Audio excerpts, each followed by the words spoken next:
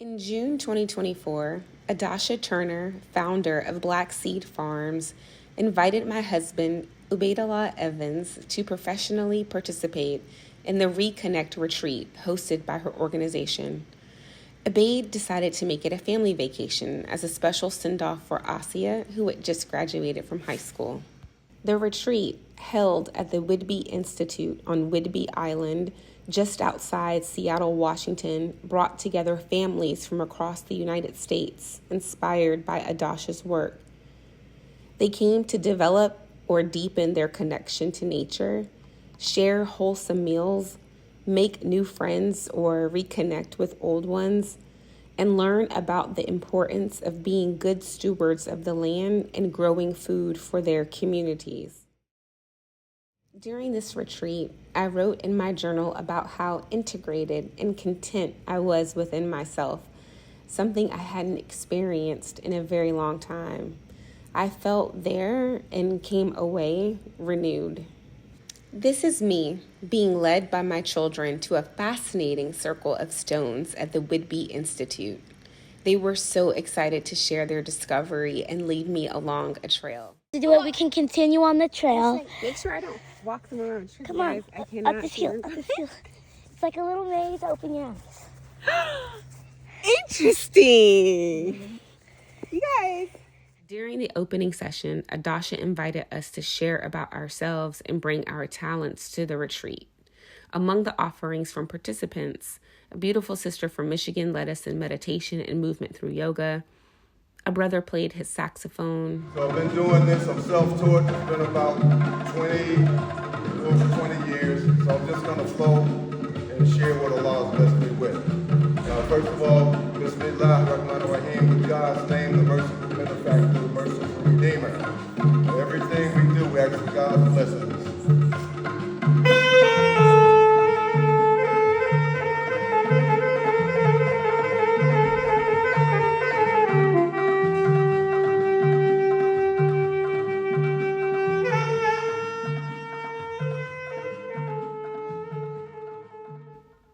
And I immediately decided this retreat should be documented and shared. I began recording on my iPhone during the opening session and suggested Ubayd interview Adasha about her work. I want you to want to attend this retreat next year. I want you to learn about and support Black Seed Farms. I want to introduce you to the concepts of food sovereignty and food as medicine. I want us to have conversations about our purpose and goals for our community. I document my joy because I don't need any help remembering my pain. My focus has been exclusively on capturing moments with my friends and family. So when I felt compelled, as I did on this trip, to record and experience beyond that circle, I knew I was responding to an aliveness, joy, and wonder within me.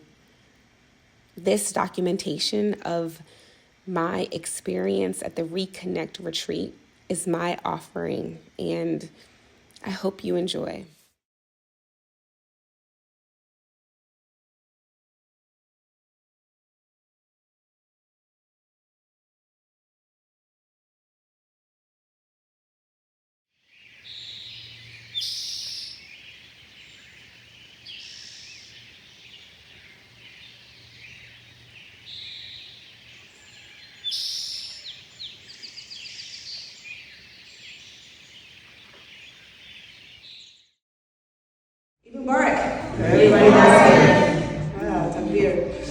Thank you all for coming, for answering the call. Farmers, no food. Say it slow so you can say it some more. No farmers and no food.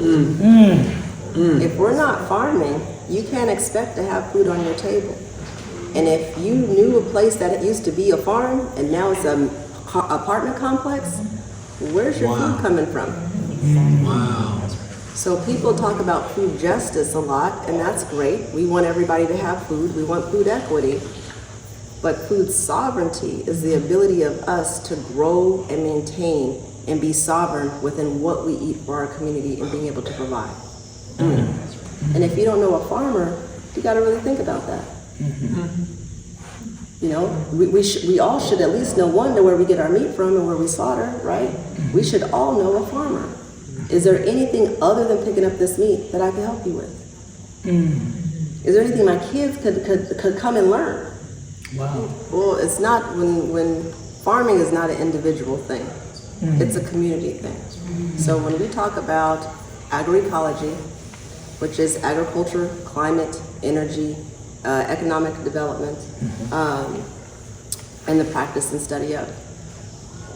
Universities are talking about this and they're teaching us. They're in their agricultural practices. But Afrocentric agroecology is what our ancestors used to do. So when I see practices that go back to the Ottoman Empire and go back to Andalus and go back to Africa, but are being termed as regenerative, practices, it's like, wait a minute. That's what we do. We've been doing that, but because we don't have land, we haven't. So land access is a part of food sovereignty.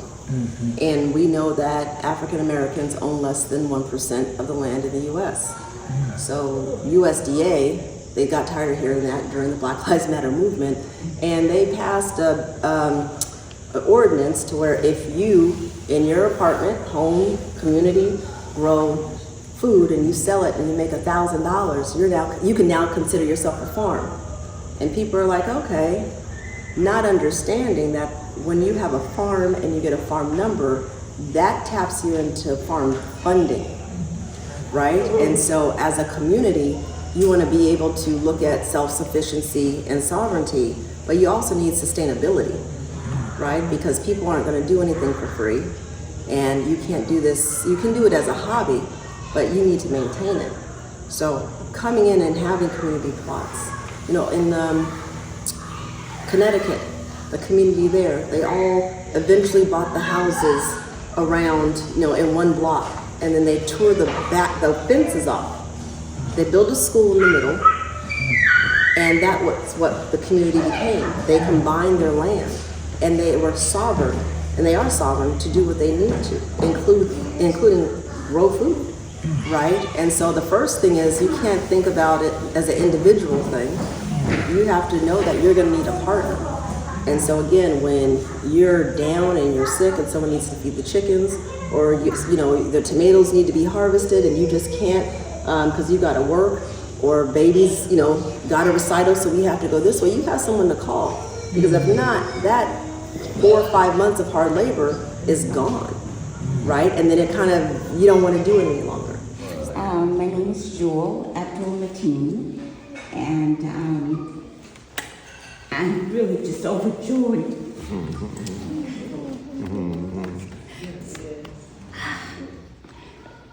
I'll just tell you a little bit about my background is in social insurance. So I worked I was with the Air Force and then with Social Security Administration for maybe about 35, 40 years, and been retired. But this is just amazing. Where are you from? Oh, I'm from Mississippi. Yes. Oh, But just hearing everyone introduce themselves and being in this space and returning to nature. But when I think about, before I retired, I started doing different modalities because of interviewing so many people who were really, really ill, children, babies. And it just broke my heart. I said, something has to be going on in society with the food, with the environment, even down to the most insignificant thing that you think. It has an effect on us. We're interacting with everything, even, you think the paint on the walls, but sometimes we don't bring our mind to those things and realize how you're interacting with that space. And if you're constantly in that space, it's going to have an effect on you. But that's where I started that before I retired, so I could talk with people one-on-one. I'm better one-on-one than groups.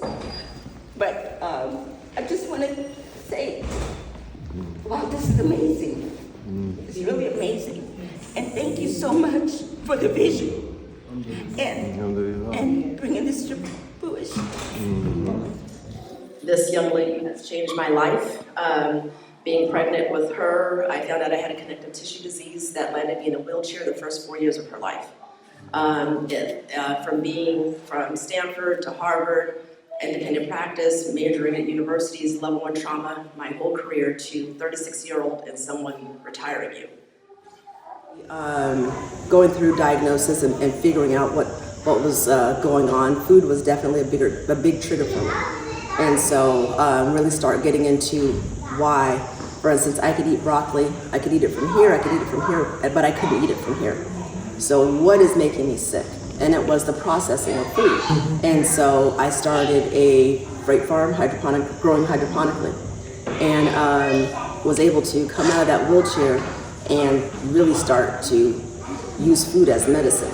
I'm thinking about this scriptural injunction to eat food that is lawful and pure. Yes. Help us understand, what is pure food? What does that mean? Something that's wholesome, it's pure. Because lawful, because we understand you are a certified halal butcher. So you slaughter, and you dedicate that slaughter to God Almighty. What does wholesome mean, though? What does it mean for food to be wholesome? So there are a lot of chemicals that are put into our food. They're put into the land. And so even though they may not be sprayed, on the plant, it's still in the soil. And so we were going to watch a movie called Kiss the Ground, and now there's a few of them, where they're talking about the forever chemicals and the chemicals that are in the soil that we are now ingesting. And it's not just, they weren't tested before. When you go to plant something, they say NPK, nitrogen, phosphorus, and calcium, or potassium. This is what we're looking at all the time. But there's a whole periodic table of elements that are in everything that we eat. So we've been focused on these 3 elements alone. When we start testing, when people start getting sicker and we start testing our soils and testing our food, and someone went out of the box, they were like, what's this? Why is there so much? And NPK is normally measured by, under 10%, 5%, 12%. There are tens and 1,000% of these forever chemicals in our soils. They have never been detected before. And they're in our waters, they're in our soils, they're in deodorant, they're in the air, they're finding them everywhere. And so the only way that we can not ingest that is to not ingest it. Really focus on what are we putting in our bodies? All the poisons that are out there, we eat for convenience and comfort, right? And we have to kick out of that. And like I was saying to a sister earlier, it takes 21 days to create a habit. So you can't just do these fad diets and these fad things. You really have to understand where your food comes from. So when we started to dive into, well, first, where did we go wrong? And can we correct any of this? There's a lot of talk about regenerative soil practices and stewardship practices that are better for the earth. But the amount of money and energy that needs to go into that's something that the lay community is not, has accessibility to. So, and we don't even test our fruits. We kind of go off of these labels, halal, organic, 100% juice, all of these things. That doesn't necessarily, we don't understand what this actually means. And so we're being marketed to, right? And whatever, it sounds good, but the research wasn't there. So as I started to not only look into what I'm putting in my body, and I was like, for me, and I'm like, I need to teach my daughter, I need to teach other people how to do this. So we started creating our own fertilizers off of organic waste, introducing oxygen into it, and then we have what's called a compost tea. So we can put that into the hydroponic containers, and so I know what the source, full cycle of what's going in there. The water's purified with reverse osmosis. We test with a Brex meter the nutrient density of what we're actually eating. So when you go to the store and you see something that says an organic live lettuce or plant, and you see the roots are all brown and dried up, and it's like, this isn't live. You know what I mean? This isn't, look at this plant and look at what we grow. The fact that we have hydroponics is that is a living thing until it's on your plate. So when you eat it, you're ingesting all of that. There's nothing every day, every week that goes by, you're either having to spray something on it to preserve it, or it's just rotting, and then that's what you're ingesting. Good morning. So I'm Yassine. I'm the director at WASAP. It's a Muslim American community. Our teachers, they taught us the lowest level of spirituality is to harm no one. And the highest level of spirituality is to help everyone. And so we're trying to focus differently on community, on what does it mean to integrate and benefit the people around us. And as Seattle gets more gentrified and it becomes exclusionary, how do we make it accessible? How do we make wellness accessible? How do we uplift more people? How do we help people heal and deal with their actual struggles in their daily lives? So if you work in that sphere, we're working on spirituality and creating community and just uplifting people. So we would love to connect. I'm also from New Jersey. I just moved here a couple months ago. Oh boy. Yeah. So, and I got some of my relatives here from Oregon as well. So they'll introduce themselves. I got Minu and I got Asad. They're 6 and 3. But it's just good to be in this community. Adasha, thank you, and Kristen, and all the people working on this. Thank you for bringing us together. Am I in a safe space? You're in a safe space. So let's say I'm just a single working father, trying to put a meal on the table for my children. And all of these terms, they sound impressive. I know that this concern about what I'm ingesting and what I'm feeding my children is imperative, but Adasha, I ain't got a whole lot of money. I'm just, I go to the store and what's available and affordable, I buy. What do you have for someone like me? Knowledge. But mainly it's that your time is valuable. It's how you're spending, how you're valuing currency, right? So I always say that, we've been colonized not just by white men, but by currency. Prior to this, we grew the food, we harvested the food, we transported the food, we cooked the food, we retailed the food, but when it came to having money for all the work we did, we were broke. And we have farmers that come to our food line because they can't afford to eat the food they grow because they're trying to pay bills. But if you took that currency out that was actually introduced into our communities, right, and put as the God, right? That's what we're orbiting around. We're orbiting around chasing this paper. If you take that out of the equation, we're the richest people out here because we're doing all the labor. But if you can't, getting to your question, if you can't, there are so many local farmers that are losing their farms and shutting down their farms because they're going through the process of raising the food and growing the food, and they don't have buyers of their food because they're competing with the Wincos, the Costcos, China, Mexico, and Canada. Wow. So if you really value what you're putting into your body, you go to your local farmer and ask. And people are always surprised. Like when you live in Chicago or you live in certain places and there's no farms, there's urban farms everywhere. And it doesn't have to be something big. Bigger the farm, the more you get into monocropping, the more you get into perfecting one thing. And that's actually when you do that, you're not able to balance the soils. And then that's when you have to introduce chemicals in order to make a profit. So it's all coming back. It's that loop perpetuates itself. If you grow in biodiversity, which means a variety of different things. So here in the Pacific Northwest, we have 3 sisters. You have the pumpkin, you have the bean, and you have the corn.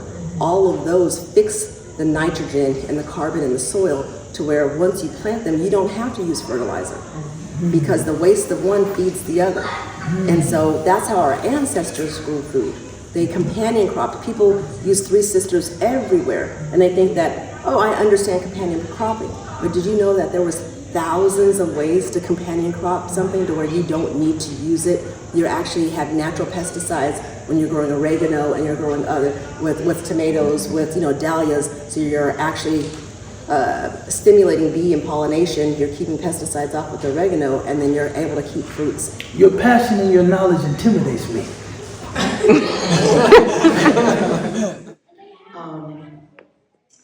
And I'm here supporting my sister. We all drove. I'm coming from Columbia. I'm studying for my master's in divinity, South Carolina. So we drove up, got them all, and we came because from the beginning, she has such a heart for community and for the land. And it's so beautiful. So many people, I use my sister as a testimony of what caring for others looks like. It doesn't matter what denomination you are. It doesn't matter what you believe in. If you put others first, then you are doing what God has asked you to do, regardless. So I use her a lot for testimonies, and they're like, "What happened with my sister?" I said, "Yes, and this is all that she's doing, and doesn't that look like Jesus?" So I'm just glad that we're able to see it. I didn't know that coincidence about Eid and Juneteenth. We came for Juneteenth, but to hear all of that and to see it and to see the community, and the community is very strong. Just even if you don't have it inside of you, community is really strong, and I think that is something that we should all learn from, because we all need community, regardless of where we are. We need to take care of each other regardless. And so I wanted to see my kids see that, and my grandkids see that, how you can take care of the land and take care of each other and just be one. I just really love that. And I'd like to know from you, what is it about this work that compels you so much? And it wasn't until I was humbled that I actually was able to be like, what is my purpose? What can I contribute that's actually going to benefit my daughter and the community if I'm no longer here? It can't just be financial, right? We know we can't take it with us. Even if I were to leave it, right, and put it in a trust, which it is, does she have the skills to pick up and build and go from there? Who would she lean on? Psychologists were always asking, who are 5 people outside of your immediate family that your child can lean on? Who would you leave your child to? What are you going to put in this? And I started to think about everybody and what everyone's doing. And do we ever have these conversations? It's only when someone passes away that we mention will, and we mention, fortitude or what's come, and it's never in the present, right? There's very few people that are able to think about and prepare for their own, for the return, And I happened to start having these conversations at 36. Which is a couple years ago. That was when sisters are having babies, our sisters actually following up and checking up on them, right? And if a brother's lost his job, are we checking in to see how folks are doing? When elders need help and they're in the hospital and they don't have anyone to call, and I'm having to bring people from different states to take care of them, it's like our community is broken. And we start talking about we're demanding community, we're demanding liberations, we're demanding all of these things. We want food, we want land. And it's like, what would we do if we got it? Who would we put here? So I was just saying, with raising Naima, my daughter, it was like, I want her to be able to feel capable. And not only capable in her skills, but capable in being able to connect community to nature and to these building blocks that we're going to need, for a community. And so that's kind of where it all started. Unity is important. Community is important. If we don't come together now, we're not coming together. I'm going to tell you, our forefathers did. Look at what your ancestors did. Look at what your grandparents did. Look at what your parents did. I'm telling you, it is now this generation time to bring it together, to make it a unity, and to really be free. I mean, free from all of this craziness that's going on. You know, the brainwashing, all of that genocide that is still here, the slavery that is still here. Hey, it's time to stop. Now is it. This program here will help do that. So we want all of you to continue to support it. Continue. Don't stop. Like I said, we had people that stopped. No, it's not time for that now. It's time for what my dad used to say. Hey, you know, you have to put your right foot forward and keep going. Don't take 2 steps back. Keep stepping forward. And now is that time. And I'm not gonna, as you can see, when Adasha called me, she said, I need you to come and be a guest speaker. And I'm like, okay. And she didn't know that when she called, I was in the hospital. But the thing is, she had to go through my family. My son or ma told her, no, we have to approve this for her to come. And I kept saying, I'm coming, no matter what. And so they got on board. They talked to Adasha, they told her, and they sent my daughter, who definitely grew up knowing that paradise is at the mother's feet. She's been taking care of me, and she's done a wonderful job. And like I say, yes, I'm a speaker, so I am going to turn this mic away. Yeah, because you'll keep going. What you've said about food sovereignty, it sounds like, and this is just me listening, we're going to have to rethink how we exist as a community. Because a lot of our reliance upon the machine, big box, grocery stores, and this food that you've identified as toxic is related to our social isolation. We're not with each other. How does your work involve family, togetherness, community, and even some of those spiritual principles that you rely on for motivation in your work? I think that's where the separation of all of our entities come in. We have Sustain, which was the youth program, family enrolled education with your child. We're doing this and we're supporting each other. Modest Family Solutions came in as a supply chain, because once we start tapping into communities and start tapping into folks that actually had the know-how, they're like, now what do we do with all this food? And so you have to be able to transport it, store it, and go through and form a business with that, which we weren't at that point because we saw so many people in need in the community. So at first we thought that would be enough, is just to grow and serve community. But the more you give people free, the more they expect it. And they see that where you were able to deliver, you can just keep on delivering, which was not the intention of Modest Family Solutions. We served our purpose during COVID. We supplied the 4 million pounds of food, but it wasn't sustainable, which is where Black Seed came in. We have the land. There is opportunity. There is infrastructure going in, but it's not just that's needed. It can only grow with community. It needs the energy, right? And so community needs to understand that it's there. And there's opportunities like this everywhere. The Conservation District has land, trusts have land, but unless you know and you have a community that's demanding it and have a plan, it's going to be one person out there trying to fight for all. And we have to support each other, because this is heavy lifting. And I keep saying many hands make light work.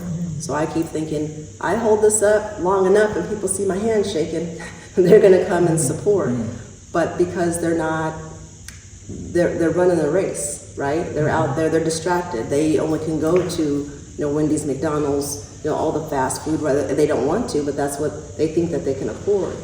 When it's like, we have programs. We had the Dairy Queen receipt. Yeah, I saw that. They Keith wants my ice cream. I'm sorry. And we had beautiful vegan. I apologize. You gave in. You got I apologize. Yeah. I understand the importance of agriculture. It's not my thing. I'm an electrical engineer, and I do work in power systems. So you know I got you when it's time for powering up this place. I'm there for that. What, like boots on the ground, hands-on work, financial contributions, or time, effort, what can we do to help you? All of the above. I mean, it's been hard. We've had, people come and they're, this ain't for me. Gosh, we hung in for a year, and we gotta go find something else. So definitely boots on the ground. I'm driving trucks. I'm pallet jack, forklift certified. HACCP certified, butcher, slaughter. We have a beret of skills and certifications and qualifications that are USDA and WSDA, standards. They're sending us to these classes because they said, oh, you're passionate. We don't see you guys here at the table. So if you come in, you could bring everybody with you. And I'm like, yeah, so I'm fighting for these things. And we get here and I turn around, there's no community behind me. And so to keep the door open, like I said, my arms are getting weak. Financially, we're known for not accepting interest, usury of any kind. So if you want to talk any contributions, they have to be non-restrictive and they can't have any ties. You're giving me this money so we can do what we need to do. There's very few people that have come through on that, but I never thought I would be saying thank you, Jeff Bezos and Bill Gates Foundation and Kellogg Foundation, right? The Whidbey Island Institute, just really changing a lot of the fabric of, wait a minute, we're supposed to be contributing, we're supposed to be doing this work. We have businesses, we have folks that can contribute, but when we have land, we can build a retreat and have, folks come and stay there and understand and learn all of these, these skills. But if we want to go to the, Hawaii or spend, our money on $30,000 or $40,000, retreats to do these things for our community, to show them something that we would never be able to obtain versus building it ourselves. If we do that 3 or 4 times a year, over 5 years, that's a revenue stream, right? If we have a Department of Health contract where people can come and just qualify with their EBT cards and get $50 of food a month. If we had 200 families a week, that's $500,000 a year. But people, it's different, and so they're scared. And that's my thing. It's like going, Allah has made all these ways for us, but it's gonna have to be, it's up to us to what blessings are we gonna deny? And this is something that's on a national level. And so that's another thing. You're in Chicago, I'm here, people are everywhere. We need micro hubs. We don't need this global Cargill kind of, infrastructure. We need to support where you're at.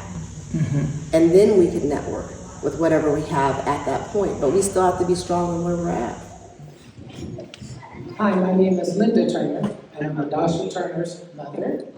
I'm Tandra's mother. Those are my grandchildren. Then I have my great-grandchildren here. I have my cousin here from Missouri that I invited because I thought this was a wonderful thing that we should see, and we can pass this on to generations, So I'm from California. They're from Missouri. She's from South Carolina, Missouri, Virginia, and Washington.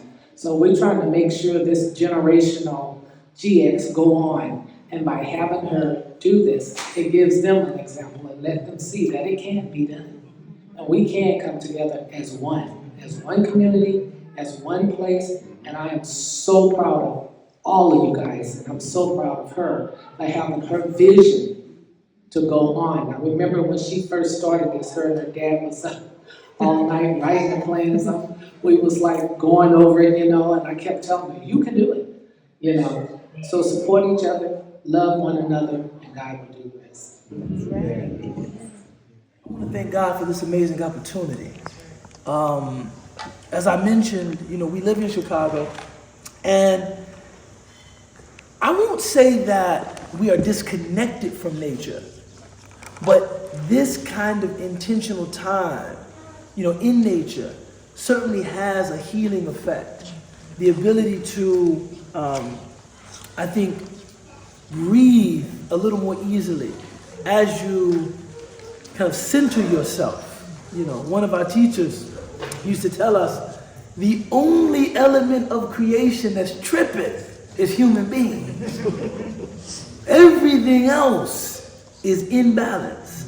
So to come and to observe the balance within creation that we ourselves are trying to achieve, I count that as a great, favor of God upon me and upon all of us present. That's some of the things that we have to be mindful of, even if we're busy and we're working, is that they're going to remember this time, and it's up to us to keep that open, because there's something called biomimicry, right?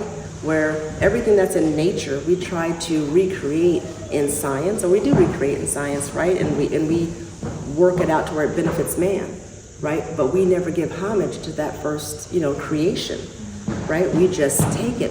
They're connecting directly to Allah's creation, unfiltered. They're not going to forget that. They can get distracted, but they're not going to forget the feeling, right? Because it's the invisible structures that are connecting here. I retired out of everything. My wife and I, we started our own organic garden.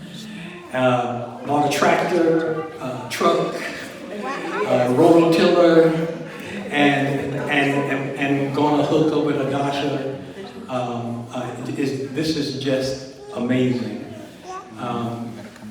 For the Juneteenth combination, reconnecting with the energy of our ancestors and reconnecting with the Eid al-Adha, the brighter light, is just amazing, and the picture just came together.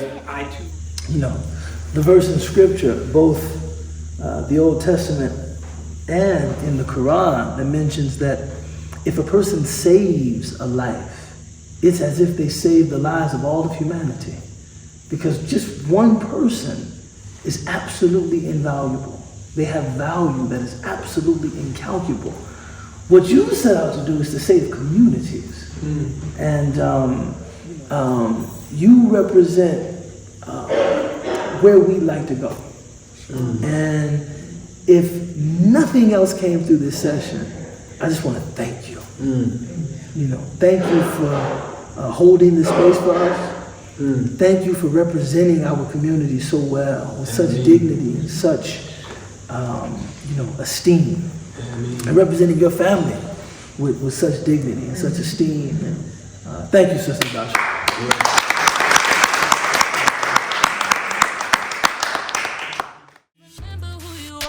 Keep shining your light. You are gifted and protected, a believer in His sight.